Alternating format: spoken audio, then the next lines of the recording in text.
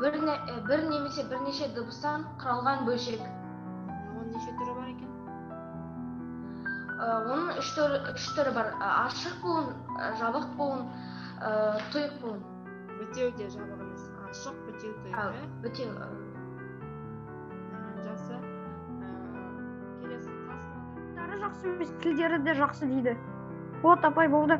Жақсы. Келесі Мажит Камила. Ағылшын тілін мамандық үшін маңызды.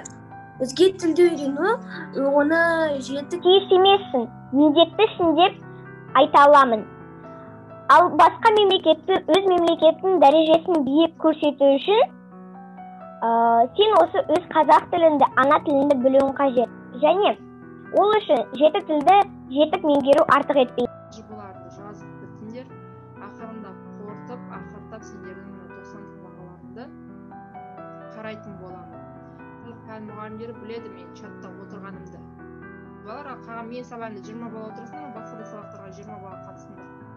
елді сүю, ата-ананы сүю, сүйіспеншілік те құндылыққа жатады. Адамның өзінің шығармашылығы өзі үшін құндылық болып келеді. Қалай зерттелгені?